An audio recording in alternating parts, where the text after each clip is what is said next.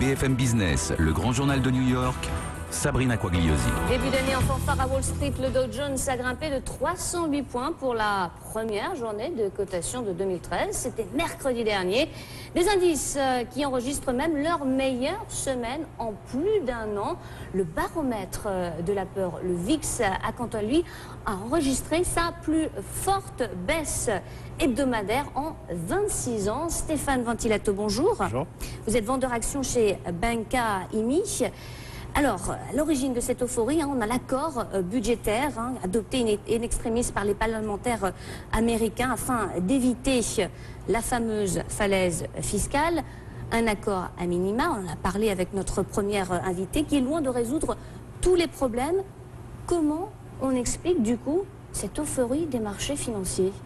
En fait, j'y vois pas tellement une grande euphorie. Si on regarde les niveaux du marché mi-décembre, on était à peu près à 1445 points. Ouais. Donc aujourd'hui, on est à peu près 15... 308 points quand même sur la première journée de l'année, c'est pas mal, c'est jamais vu. Bien sûr, mais on ne fait que revenir sur des niveaux à partir desquels on s'était situé lorsqu'on pensait que le Congrès américain allait trouver un quasi-accord. Ouais. Finalement, c'est ce qu'on a trouvé. On a eu un peu de peur on a eu un petit peu trop d'enthousiasme le 2 janvier.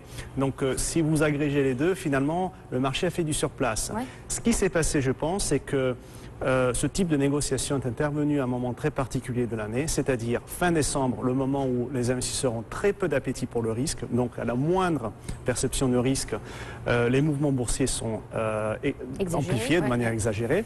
Même chose pour le mois de janvier, c'est le moment où les investisseurs commencent à prendre des positions à risque ou amplifier peut-être un peu trop les bonnes nouvelles. Et là, on a eu ce phénomène de surhausse. On a eu l'impression que le marché surréagissait, mais finalement, on est revenu à la normale. On est revenu à la normale. Mais si on regarde un petit peu quand même ce qui s'est passé depuis, par exemple, allez, on va reprendre depuis le début du mois de décembre, on a quand même pas mal résisté. On a eu quand même pas mal d'incertitudes, puisqu'on a eu quand même pas mal de jeux à se renvoyer la balle entre les républicains et les démocrates. Mais dans ce contexte-là, le marché a finalement quand même résisté. Comment vous l'expliquez? Est-ce que ça veut dire que peut-être les médias se sont trop emballés? Est-ce que c'est Wall Street qui voit véritablement bien les choses, ou comment vous l'expliquez cette résistance? Je pense que ce sur quoi le marché s'est concentré avant tout, c'était la reprise économique. Ouais.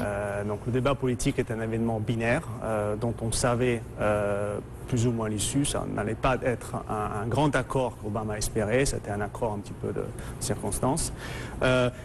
Pendant ce temps-là, pendant que les médias faisaient cette couverture de ce thème important, eh bien, on continuait de voir des chiffres économiques qui étaient bons, qui confirmaient en fait une poursuite de la reprise économique, peut-être pas sur des niveaux très importants, mais en tout cas la reprise était là. Je crois que les chiffres du chômage de cette semaine le confirment. Ouais.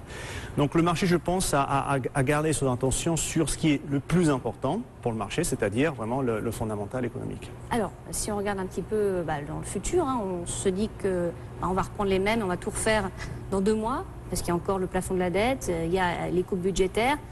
Quand on parle de la dette, en revanche, au marché, on sait que le marché est un petit peu plus sensible. Est-ce que là, en revanche, ça risque de faire un petit peu plus mal? Moi, je pense que beaucoup interprètent cet accord qui était trouvé entre démocrates et républicains. Beaucoup pensent que ce n'est pas un accord idéal. Je pense qu'on a, au contraire, c'était un bon accord puisqu'il résout un problème important, un volet important, c'est le problème de volet de la fiscalité. Ouais. Qui finalement, lorsqu'on regarde ça en détail, n'augmente pas véritablement, on revient sur des niveaux d'avant Bush, donc qui était de toute manière, même sous les républicains, considéré comme un niveau de taxation temporaire. Donc on n'augmente pas véritablement les impôts, on revient sur un niveau précédent, premièrement. Deuxièmement, en fait, je pense que les républicains ont fait quelques concessions, même beaucoup de concessions. Et je pense qu'ils utiliseront ce levier pour pouvoir forcer les démocrates à réduire le niveau de dépenses de l'État américain. Donc je pense que ça jouera en leur faveur et ça jouera en faveur de l'économie.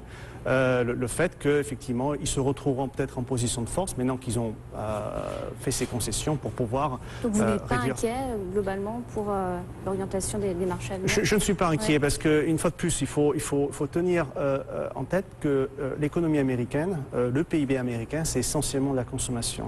Or, en réglant le problème de la fiscalité, surtout des individus, on a réglé un gros problème et on a donné une visibilité surtout à très long terme.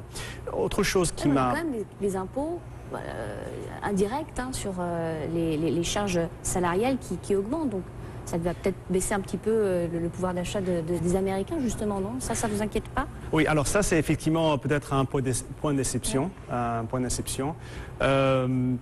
Mais globalement, je crois qu'il faut regarder les choses globalement. On donne aux Américains une très longue visibilité sur leur fiscalité, premièrement, et deuxièmement, une stabilité, en fait. On sait que dans 5 ans, on n'aura pas de nouveau à renégocier sous imposition. On l'espère. On l'espère. Et aussi, ce que j'ai apprécié, c'est le fait que finalement, peur qu'Obama taxe à tout va. Finalement, ce n'est pas le cas. C'est une politique de taxation vraiment qui commence vraiment à avoir un impact sur les ménages qui gagnent plus de 450 000 $ par an. Donc, une fois de plus, je crois que le gros des Américains, vraiment l'essentiel des Américains, est épargné de cette forte hausse. Et je crois que c'est important parce qu'une fois de plus, c'est ce qui il représente l'essentiel de la consommation aux États-Unis. Est-ce que du coup, vous pensez que la Fed va mettre fin à son programme de rachat d'actifs? On a eu cette semaine les minutes de la Réserve fédérale américaine qui a un petit peu refroidi les marchés quand même, hein, puisque certains membres de la Fed voient la fin des achats d'actifs de la Réserve fédérale américaine dès cette année. C'est un véritable changement de langage. Est-ce que c'est possible selon vous? Écoutez, pas dans l'état actuel des choses, puisque l'économie ne produit pas suffisamment ne crée pas suffisamment d'emplois pour pouvoir résorber le chômage dans une période courte, je pense 1 an, 2 ans. À ce rythme, on résorbera le chômage excessif. Oui, parce que le lendemain, on a eu effectivement la publication des chiffres de l'emploi. C'était globalement en ligne avec les attentes. C'est pas trop mal, mais c'est pas suffisant pour faire baisser le taux de chômage, 7,8% de la population active. La Fed attend quand même 6,5% de la population active avant de remonter ces taux, donc on a le temps. Mais elle a également indiqué qu'elle surveillait l'inflation, premièrement. Et donc là, on voit une économie qui commence à se reprendre. On va peut-être voir une inflation qui commence à augmenter. Il est important, compte tenu du bilan de la Fed, d'envoyer au moins un premier signal au marché, parce qu'on ne peut pas se retirer comme ça du jour au lendemain de l'économie américaine. On ne peut pas l'annoncer aujourd'hui et le faire demain. Donc je pense que la Fed commence à préparer le marché à cette éventualité, qui à mon avis n'est pas... Ce ne sera pas pour cette année. Pas pour cette année, probablement. Peut-être l'année prochaine. Une fois de plus, c'est l'économie américaine donne des signes de reprise, d'accélération de la reprise. Et on a vu la Fed réagir vraiment trimestre sur trimestre. Hein. Donc, mais je crois qu'il est important pour la Fed de commencer à donner un signal au marché. Attention parce que bientôt mon bilan va commencer à rétrécir et cela pourrait avoir un impact sur l'économie et sur les marchés. Mais elle ne le fera pas tant qu'elle a une certitude que l'économie en fait peut continuer à croître d'elle-même. Alors justement, pour en revenir à ces marchés financiers, vous êtes plutôt sur l'ensemble de 2013, vous êtes plutôt optimiste? Est-ce qu'on a quand même bien performé sur 2012? Est-ce que ça devrait se poursuivre avec des croissances de même ordre sur 2013 selon vous? Bon, peut-être on ralentira un petit peu par rapport à 2012, mais j'étais optimiste sur l'économie américaine il y a 1 an. Oui, je suis toujours. Donc je crois que l'économie confirme au marché qu'il y a une dynamique, une inertie suffisamment importante pour continuer à croître. Donc je crois qu'aujourd'hui on a des valorisations sur le marché qui ne sont pas forcément excessives.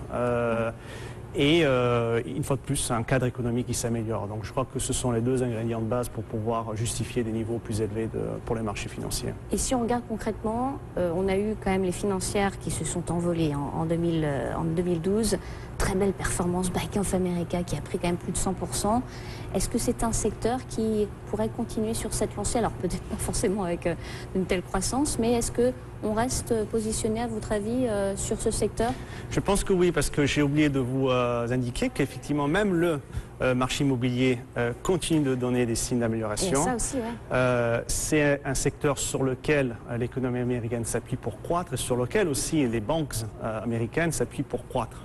Donc je crois qu'une amélioration... Et qui crée enfin des emplois, puisque si on a regardé le rapport dans le détail de vendredi dernier, il y a eu pas mal d'emplois dans la construction, justement, ce qu'on n'avait pas vu jusqu'à présent. Ce qu'on n'avait pas vu jusqu'à présent, et c'est là où on avait perdu l'essentiel des emplois aux États-Unis. Donc je crois que tant que le secteur immobilier continue de donner des signes de reprise, c'est le cas. Les taux restent toujours très bas pour les emprunts. Donc on peut continuer à espérer avoir en fait le secteur financier poursuivre sa hausse. L'immobilier également serait du coup Je pense gagnant que- ou on a déjà quand même pas mal intégré cette belle reprise? C'est vrai, mais il faut regarder, je crois que l'immobilier relatif au coût d'achat, donc aujourd'hui avec des taux d'intérêt historiquement bas, et des conditions de financement aux États-Unis qui commencent enfin à être un peu plus faciles pour le particulier, je pense qu'on a encore, on a encore de quoi pousser le secteur immobilier vers des niveaux plus élevés. Il ne faudra pas s'attendre à des croissances à 2 chiffres, mais je crois peut-être une croissance au moins proche de celle d'inflation, c'est quelque chose de raisonnable pour le secteur immobilier. Allez, si on termine avec 2 valeurs qui ont quand même beaucoup marqué 2012.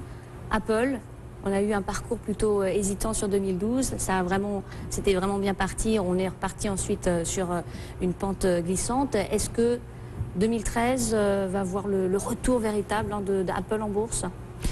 Alors c'est une question difficile à difficile, dire, dans la mesure où il me semble que c'est un titre qui a été plus guidé par un aspect sentimental des investisseurs Ouais.